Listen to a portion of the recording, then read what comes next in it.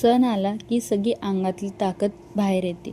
मला बरं नसलं तरी काय झालं, पण सण होता मग मी सगळं काम करायला सुरुवात केली. सगळ्यात आधी मी इकडे तूप गरम केले, तूप पाडून घेतले, काही भांडे होते ते पण धुवून घेतले. मग नंतर दरवाजा पुसायला घेतला, दरवाजा छान पुसून घेतला. तोवर रांगोळी काढण्याचा वेळ झाला. मग रांगोळी काढायला घेतली, त्यात शंभू देखील मला मदत करत होता.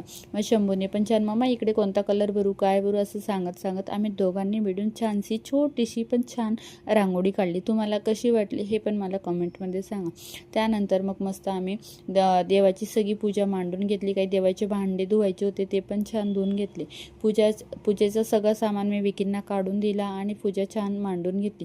मग त्यानंतर आम्ही दोघांनी देखील छानशी पूजा वगैरे केली. पूजा झाल्यानंतर मग आमचा अचानक प्लॅन ठरला की आपण थोडं बाहेर जाऊया. मला बरं नसल्यामुळे मग आम्हाला म्हटलं ताप जास्त होता, तर मी पॅरासिटामॉलची गोळी घेऊनही फरक पडत नव्हता. बाहेर उसाचा रस प्यायला गेलो, रस पिला. त्यानंतर मग बाहेरच जेवण करण्याचा प्लॅन होता, जेवण करून आलो.